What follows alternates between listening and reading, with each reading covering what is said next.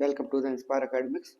तो last class में मैं आप लोगों को करवा रहा था female reproductive system and how do organisms reproduce. ये हम लोगों ने बात कर लिया था इसके बारे में, है ना। हमने सारे जो जो हमारे पास मेल रिप्रोडक्टिव सिस्टम है या फिर फीमेल रिप्रोडक्टिव सिस्टम होता है, तो इनमें क्या होगा कि जितने भी पार्ट्स होते होते हैं, है ना, तो वो हमने सारे डिस्कस कर लिए थे। जैसे कि फीमेल रिप्रोडक्टिव सिस्टम में ओवरीज होता है, फैलोपियन ट्यूब होता है जिसे ओविडक्ट भी बोलते हैं ना, यूटरस होता है, वजाइना होता है, और उसके बाद हमने सेक्सुअल साइकिल्स इन फीमेल्स की भी बात करी थी, या फिर मेंस्ट्रुअल साइकिल हम बोल सकते हैं उसको, है ना। फिर उसके बाद मेनार्क एंड मीनोपॉज हमने बात करी थी इसके बारे में। ओके, तो आज हम थोड़ा सा बात करने वाले हैं पोस्ट फर्टिलाइजेशन चेंजेस के बारे में। तो जैसे फर्टिलाइजेशन हमने समझ लिया था कि होता क्या है, कैसे होता है, डायग्राम से भी समझ लिया था हमने, है ना। और अगर हम देखें उसके बाद के पोस्ट फर्टिलाइजेशन चेंजेस क्या क्या होते हैं, तो सबसे पहले अगर हम समझें इसके बारे में, तो ये होता है immediately after fusion the embryonic development begins in the fallopian tube. This stage marks the beginning of the pregnancy. Okay, यानी कि हम यहाँ से समझ सकते हैं कि जैसे ही फर्टिलाइजेशन की प्रोसेस हो जाएगी ना, तो वैसे ही क्या हो जाएगा, जो एम्ब्रायो का डेवलपमेंट होता है वो स्टार्ट हो जाएगा। एम्ब्रायो है ना, तो वो एक तरह से क्या होता है, जब दोनों गैमीट्स फ्यूज होते हैं तो एम्ब्रायो बनता है ना। एम्ब्रायो का हम बोल सकते हैं डेवलपमेंट यहाँ से स्टार्ट हो जाएगा। कहाँ पे होगा ये हम बोल सकते हैं जहाँ पे ये जो हमारा फर्टिलाइजेशन हुआ था, तो फर्टिलाइजेशन होता है फैलोपियन ट्यूब में, तो वहीं पे ये क्या कर रहे हैं हम कि ये मतलब कि ये बोल सकते हैं एम्ब्रायोनिक स्टेज वहीं पे डेवलप होना स्टार्ट हो जाता है। तो इस स्टेज को हम बोल सकते हैं, मार्क कर सकते हैं एक तरह से बिगिनिंग ऑफ प्रेगनेंसी, यानी कि प्रेगनेंसी की स्टार्ट यहाँ से हो जाती है। अब इसके बाद और क्या चेंजेस देखने को मिलेंगे, देखो, as the zygote moves from the fallopian tube down towards the uterus, it starts dividing by successive nuclear and cell divisions resulting in the formation of the small multicellular wall of cells by the process called cleavage। Okay, यानी कि हम बोल सकते हैं इसके बाद क्या होगा, धीरे धीरे फैलोपियन ट्यूब से क्या होगा, जाइगोट मूव होगा टुवर्ड द यूटेरस, फिर उसके बाद हम बोल सकते हैं यूटेरस में जाके स्टेबल हो जाता है। ओके, तो तब तक ये क्या होता है, इसमें एक तरह से प्रोसेस चलती रहती है, जिसे हम बोल सकते हैं सेल डिवीजन की। सेल डिवीजन दो टाइप से होता है, हमें पता है, म्यूसिस एंड माइटोसिस, बट इस कंडीशन में माइटोसिस के थ्रू ही ये सारी जो चीजें हैं, मतलब कि ये डिवीजन है, सेल डिवीजन, ये चलता रहता है ना। तो माइटोसिस के थ्रू इसमें सेल डिवीजन चलता रहता है। अब इसके बाद क्या होता है, उससे मैंने लास्ट क्लास में आपको डायग्रामेटिकली समझाया भी था कि कैसे क्या फॉर्मेशन हो रहा है एम्ब्रायो, है ना। तो एम्ब्रायो से हम बोल सकते हैं जो फीटस है उसका फॉर्मेशन होता है। उसके बाद अभी हम आगे समझते हैं नेक्स्ट स्टेज में क्या होगा। देखो, नेक्स्ट स्टेज में the young multicellular embryo formed as result of cleavage. Okay, तो हम बोल सकते हैं कैसा कि क्लीवेज, या फिर हम बोल रहे हैं यहाँ पे क्लीवेज को सेल डिवीजन। तो सेल डिवीजन के थ्रू क्या हो रहा है यहाँ पे, मल्टी सेलुलर ऑर्गेनिज्म या फिर जो एम्ब्रायो है वो हमारा यहाँ पे डेवलप होना स्टार्ट हो जाता है। तो यंग एम्ब्रायो बन जाता है यहाँ पे। ओके, तो थ्रू हम बोल सकते हैं क्लीवेज के रिजल्ट से, है ना। इज नाउ कॉल्ड ब्लास्टोसिस्ट, यानी कि हम इसको क्या बोलेंगे, एक तरह से द यंग मल्टीसेलुलर एम्ब्रायो को बाद में हम बोल सकते हैं ब्लास्टोसिस्ट। अब ब्लास्टोसिस्ट क्या करेगा, the blastocyst gets embedded into the second inner wall of the uterus. Okay, तो एक तरह से हम बोल सकते हैं क्या होगा, blastocyst gets embedded okay into the second inner wall of the uterus. Okay, तो यूटेरस की जो इनर वॉल होती है उसको थिक करना स्टार्ट कर देता है। अब इसके बाद the close attachment of the blastocyst to the uterine wall is called implantation, यानी कि इसके बाद क्या होगा, इम्प्लांटेशन हो जाएगा। इम्प्लांटेशन क्या होगा, it takes place about 7 days before fertilisation, यानी कि फर्टिलाइजेशन के पहले, है ना। इसमें क्या होगा, ये सारी स्टेजेस काम करना स्टार्ट हो जाती हैं, इम्प्लांटेशन की स्टेज। ओके, इसके बाद अगर हम देखें, it takes place about 7 days after fertilisation, यानी कि फर्टिलाइजेशन के 7 दिन के बाद ये इम्प्लांटेशन होना मतलब हो जाता है लगभग, है ना। जैसे कि फर्टिलाइजेशन हुआ फैलोपियन ट्यूब में, तो फैलोपियन ट्यूब में एम्ब्रायो का डेवलपमेंट होना स्टार्ट हुआ। जैसे एम्ब्रायो का डेवलपमेंट हो जाएगा तो थोड़ी टाइम बाद ब्लास्टोसिस्ट में बन जाएगा वो, है ना। तो ब्लास्टोसिस्ट बनेगा तो उसके बाद हम बोल सकते हैं कहाँ पे आने आएगा, ये यूटेरस में आने के लिए ये एक तरह से एकदम कैपेबल हो जाएगा, और उसके लिए हम बोल सकते हैं ये इम्प्लांटेशन प्रोसेस होती है, मतलब कि जो हमारा फीटस है छोटा सा, वो हम बोल सकते हैं कहाँ पे आना, एक तरह से फेलोपियन ट्यूब से यूट्रस में एक तरह आ जाना, तो हम बोलेंगे उसको क्या, इम्प्लांटेशन प्रोसेस। ओके, अब इम्प्लांटेशन के बाद क्या होगा, implantation is followed by a number of developmental changes in the blastula, यानी कि ब्लास्टुला में इसमें डेवलपमेंटल चेंजेस होते हैं as well as in the wall of uterus. These changes includes the formation of different embryonic layers। ओके, तो अब इसमें क्या होगा, एम्ब्रायोनिक लेयर्स बनना स्टार्ट हो जाएंगी। एम्ब्रायोनिक लेयर्स में कौन कौन सी लेयर्स होती है, जैसे सबसे पहले अगर हम देखें तो एक्टोडर्म, मीजोडर्म एंड एंडोडर्म, तीन टाइप की बोल सकते हैं एम्ब्रायोनिक लेयर्स फॉर्मेशन होता है। ओके, अब इसके बाद क्या होगा, and successive developmental of young foetus या फिर एम्ब्रायो, यानी कि जो डेवलपमेंट हो जाएगा धीरे धीरे, क्या होगा कि जो एम्ब्रायो हमारा था वो उसका डेवलपमेंट हो जाएगा, या फिर हम बोल सकते हैं उसका यंग फीटस जो है वो फॉर्म हो जाएगा इन द यूटेरस। ओके, तो हम बोल सकते हैं एक तरह से पहले फर्टिलाइजेशन हुआ, फर्टिलाइजेशन के बाद एक तरह से थोड़ा सा ग्रो किया, मतलब कि सेल डिवीजन हुआ है ना, तो जो हमारा एम्ब्रायो है उसमें सेल डिवीजन होगा, फिर उसके बाद इम्प्लांटेशन की प्रोसेस होगी। इम्प्लांटेशन के बाद इसमें एम्ब्रायोनिक डेवलपमेंट होगा या फिर एम्ब्रायोनिक लेयर्स का फॉर्मेशन हो रहा है ना। एम्ब्रायोनिक लेयर का फॉर्मेशन के बाद हम देख सकते हैं कि यंग फीटस का फॉर्मेशन यहाँ पे हो गया।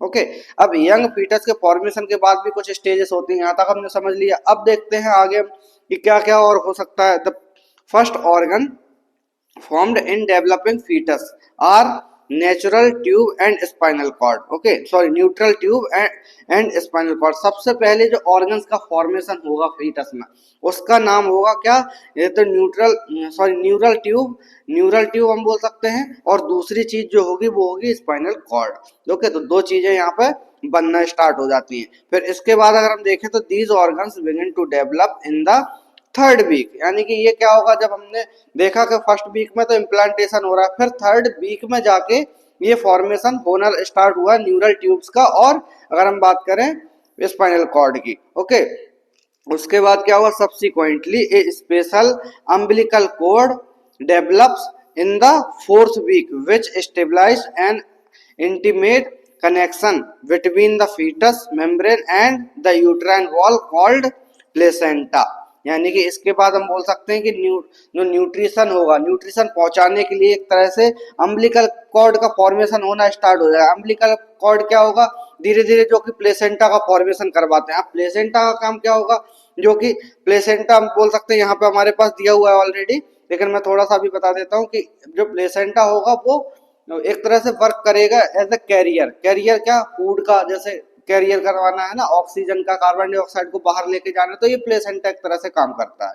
ओके, तो अम्बिलिकल का कॉर्ड क्या होगा, हम बोल देंगे अम्बिलिकल कॉर्ड इनिशियल स्टेज होती है ये प्लेसेंटा के फॉर्मेशन करवाने के लिए।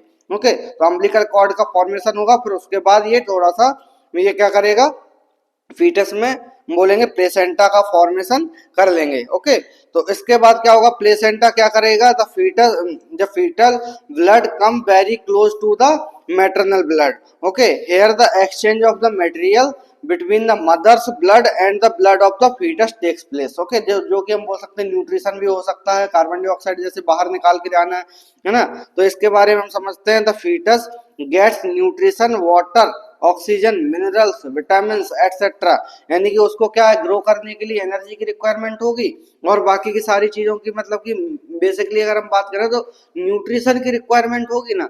तो जब न्यूट्रिशन की रिक्वायरमेंट है तो कौन प्रोवाइड कर रहा है, बोलेंगे इसके लिए प्लेसेंटा रिस्पॉन्सिबल होता है। प्लेसेंटा क्या करता है, एक तरह से पाथ को शो करवाता है या फिर पाथ बनाता है रास्ते में, जिससे कि जो सारे न्यूट्रिशंस हैं जैसे वाटर हुआ, ऑक्सीजन हुआ, या फिर मिनरल्स हुए, या फिर विटामिन, ये सारी चीजों को पहुंचाने का काम करता है थ्रू द, हम बोलेंगे क्या, placenta. Okay, from the material blood, sorry, from the maternal blood and gives off waste, यानी कि वापस में क्या देगा, ये CO2, कार्बन डाइऑक्साइड, यूरिया, है ना, ये हम बोल सकते हैं वापस में यूरिया और कार्बन डाइऑक्साइड, ये जो कि वेस्ट प्रोडक्ट्स हैं, है ना, वेस्ट प्रोडक्ट बाहर निकालेगा, है ना। Thus the placenta serves as the nutritive, respiratory and excretory organ of the foetus. Okay, तो एक तरह से हम बोल सकते हैं क्या, न्यूट्रिशन के लिए भी रिस्पॉन्सिबल होता है प्लेसेंटा, दूसरा चीज रेस्पिरेशन के लिए भी और एक्सक्रीशन के लिए भी ये बोल सकते हैं फीटस के लिए रिस्पॉन्सिबल होता है प्लेसेंटा। तो ये चीज काफी इंपॉर्टेंट हो जाती है। जैसे अगर हम अपनी बात करें तो हमारे लिए हर एक चीज के लिए अलग अलग सिस्टम वर्क करता है। जैसे रिप्रोडक्शन, जो रिप्रोडक्टिव सिस्टम है वो अलग है हमारा, है ना, रेस्पिरेटरी सिस्टम है वो अलग है, रेस्पिरेटरी सिस्टम अलग है ना, बट एक ही बॉडी में हम बोल सकते हैं इंटरकनेक्टेड होता है। बट इसमें क्या हो रहा है कि सारी की सारी चीजें प्लेसेंटा के थ्रू हो रही है। ओके, तो एक तरह से ये क्या कर रहा है, हम लोग डायरेक्टली इन्वायरमेंट में ले सकते हैं और ये गेन मतलब गेन कर सकते हैं और बाहर बेच सकते हैं इन चीजों को। बट इसमें क्या होगा, इसमें ऐसा देखने को नहीं मिल सकता। इसमें क्या होता है कि प्लेसेंटा के थ्रू ही सारी चीजें होनी होती हैं। ओके, इसके बाद अगर हम देखें नेक्स्ट, तो the complete development of fetus, यानी from the initial stage of the conception till the birth of the young one is called gestation. Okay, तो इसे हम क्या बोल रहे हैं, गेस्टेशन पीरियड बोल रहे हैं, पूरा फीटस का डेवलपमेंट होने से बर्थ तक के टाइम को। Okay, gestation it is called term pregnancy. Okay, gestation बोल रहे हैं, इसको ही हम बोलते हैं प्रेगनेंसी टाइम पूरा, है ना। Gestation is completed in about 280 days or 40 weeks from the first day of the last menstruation।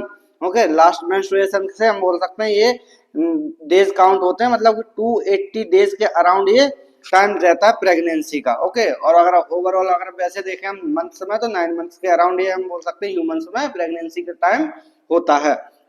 Okay, इसके बाद और भी इम्पोर्टेंट टॉपिक, मतलब और भी इम्पोर्टेंट चीजें जो कि चेंज होती हैं, है ना। जैसे सबसे पहले अगर हम देखें तो gestation is followed by parturition. Okay, तो पार्चुरेशन होगा उसके बाद, फिर उसके बाद parturition is the act of expelling the full term young one from the mother's uterus and the end of the gestation. यानी कि पार्चुरेशन क्या हो जाएगा, हम एक तरह से बोल सकते हैं डिलीवरी का बोल, है ना, डिलीवरी होना ना, किसी भी जो न्यू बॉर्न बेबी है उसका डिलीवरी होना, तो हम बोल सकते हैं इसको पार्चुरेशन प्रोसेस होती है।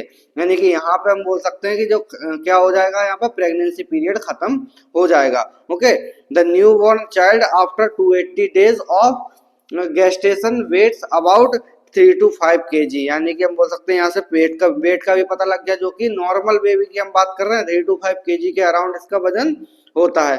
Measures about 240 mm from head to bottom. यानी कि इसकी साइज क्या होता है, बेसिकली अगर हम देखें तो 240 mm के अराउंड ये साइज होगा।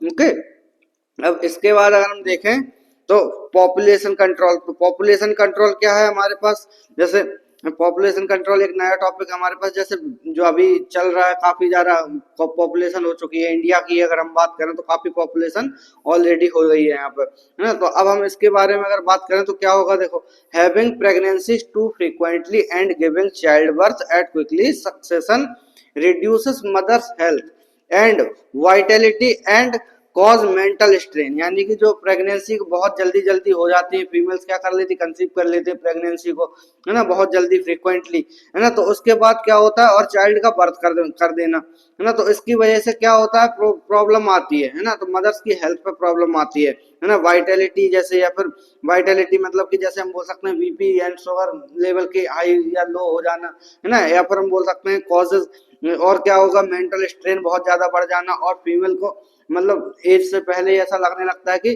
बहुत जल्दी बूढ़े हो गए हैं, है ना। तो ऐसा हम बोल सकते हैं, ये सारे जो लक्षण है देखने को मिल जाते हैं। इसके अलावा अगर हम बात करें तो large families are also a cause of tension. They also add to our already exploding human populations, है। तो इसमें क्या होगा, ये अगर जल्दी जल्दी, जितने ज्यादा जल्दी बर्थ होगा बेबीज का, उतने जल्दी बोल सकते हैं कि ह्यूमन जो पॉपुलेशन है वो इंक्रीज होना स्टार्ट हो जाती है ना। इसके अलावा अगर हम देखें 10, there is an urgent need to have a general awareness in our society regarding advantages of the families keeping sufficient spacing between successive birth and prevention of the unwanted pregnancies। यानी कि हम बोल सकते हैं अब हमें इसके लिए रोकने के लिए क्या करना चाहिए, कुछ अवेयरनेस हम फैला सकते हैं ना फैमिलीज में। जैसे विलेजेस में तो अभी भी ऐसा कुछ अवेयरनेस ज्यादा नहीं है, लेकिन हम बोल सकते हैं कि अगर स्मॉल फैमिली है तो उसके लिए हम क्या होगा, मतलब कि क्या है एडवांटेजेस होंगे, उसके लिए हम बता सकते हैं। तो अवेयरनेस पहुंचाना बहुत ज्यादा इम्पोर्टेंट होता है। और उसके अलावा अगर हम देखें तो इससे होने वाले क्या क्या प्रॉब्लम्स हैं, तो वो भी हम डिस्कस कर सकते हैं। तो जब हम प्रॉब्लम्स और एडवांटेजेस की बात करेंगे तो फिर समझ में आएगा लोगों को। तो यानी कि ओवरऑल हम अगर अवेयर करेंगे लोगों को तो इससे कि पॉपुलेशन कंट्रोल किया जा सकता है। और दूसरी चीज अगर हम देखें तो the regulation of conception by preventive measures of preventive measures or devices to control the number of offsprings is called birth control। यानी कि हम बोल सकते हैं इसको बर्थ कंट्रोल बोलेंगे। कैसे? जबकि बर्थ कंट्रोल किस चीज को बोल रहे हैं, जब हम बोल सकते हैं एक तरह से एक ड्यूरेशन हो, और मतलब ड्यूरेशन किसमें, फर्स्ट बेबी में, सेकंड बेबी में तो कुछ ड्यूरेशन 3 से 5 साल का हम बोल सकते हैं ड्यूरेशन मिनिमम हो सकता है ना। और अगर हम मेजरमेंट्स करें और ज्यादा एक एक जैसे पेरेंट्स है तो एक पेरेंट्स के ज्यादा बहुत ज्यादा बच्चे ना हो, 2 से ज्यादा ना हो तो वो ज्यादा सही है ना। तो इसके लिए हम बोल सकते हैं ऐसा करने से क्या होगा, ये होगा बर्थ कंट्रोल। ओके, तो बर्थ कंट्रोल हम देख सकते हैं इसकी वजह से। फिर इसके बाद अगर हम देखें a number of preventive methods are devices has been developed for birth control. Birth control करने के लिए बहुत सारी चीजें अभी मेथड्स या फिर हम बोल सकते हैं प्रिवेंटिव मेथड्स अभी चल रहे हैं, है ना। तो इनमें से कुछ मेथड्स इंपॉर्टेंट अभी हम लोग डिस्कस करने वाले हैं। तो क्या क्या हो सकते हैं? सबसे पहले अगर हम बात करें द मेथड्स और devices of birth control which deliberately prevents fertilization, और हम बात कर सकते हैं are referred to as contraceptions. Okay, यानी कि हम बोल सकते हैं जो मेथड्स होंगे बर्थ कंट्रोल करने के लिए वो हम यहाँ से पढ़ सकते हैं। और क्या क्या होगा? That is fusion of the male gamete with the female gamete. यानी कि फर्टिलाइजेशन क्या होता है हमें पता है ऑलरेडी, हम देख चुके हैं। फीमेल गैमीट जो स्पर्म होता है, मेल गैमीट यानी कि सॉरी फीमेल गैमीट जो होता है वो ओवम होता है या ओवा की बात कर सकते हैं। और अगर हम बात करें मेल गैमीट तो वो स्पर्म होता है। तो इन दोनों का फ्यूजन को ही हम बोलते हैं फर्टिलाइजेशन प्रोसेस। ओके, तो ये प्रोसेस को हम क्या बोल रहे हैं कि आराम से रोकने के लिए बहुत सारी चीजें होती हैं जिससे कि बर्थ कंट्रोल हो सकता है, या फिर बहुत सारे तरीके हैं जिसकी वजह से फर्टिलाइजेशन की प्रोसेस को रोका जा सकता है। तो जब हम रोक देंगे तो जब फर्टिलाइजेशन नहीं होगा तो फिर उसकी वजह से क्या होगा, प्रेगनेंसीज भी कंसीव नहीं होगी, और प्रेगनेंसी नहीं होगी तो चाइल्ड बर्थ नहीं होगा। यानी कि ओवरऑल बर्थ कंट्रोल हम कम कर सकते हैं, उसकी वजह से पॉपुलेशन भी कंट्रोल कर सकते हैं। ओके, अब इसके बाद अगर हम बात करें तो these methods help woman to avoid unwanted pregnancy. यानी कि अनवांटेड जो प्रेगनेंसीज हैं उनको नेग्लेक्ट करने के लिए एक तरह से ये हम चीजें कर सकते हैं। These methods are broadly categorised as follows. यानी कि ये कैटेगराइज कर सकते हैं बहुत सारी, मतलब कि जो प्रेगनेंसीज होती हैं उनको डिफरेंट डिफरेंट तरीके से रोका जा सकता है। सबसे पहले अगर हम बात करें तो बैरियर मेथड है, फिर उसके बाद केमिकल मेथड्स हैं, है ना। फिर इसके बाद इंट्रा यूटेराइन कॉन्ट्रासेप्टिव्स हैं, है ना, या कॉन्ट्रासेप्टिव डिवाइसेस हैं, IUCDM जिसे हम बोल सकते हैं, है ना। इसके बाद अगर हम बात करें तो नेचुरल मेथड्स हैं कुछ, और फिर लास्ट में सर्जिकल मेथड्स हैं। तो ये 5 तरह के मेथड्स हैं जिनकी वजह से हम जो बर्थ कंट्रोल है उसको कम कर सकते हैं, मतलब बर्थ कंट्रोल को कर सकते हैं, और उसके अलावा हम पॉपुलेशन कंट्रोल कर सकते हैं, है ना। तो अब इसके बाद हम लोग बैरियर मेथड्स के बारे में या फिर बाकी के सारे मेथड्स के बारे में नेक्स्ट क्लास में करेंगे। आज की क्लास में हम इतना ही रखते हैं क्योंकि वीडियो काफी लंबी हो गई है ना। तो मिलते हैं नेक्स्ट क्लास में। So like share and subscribe.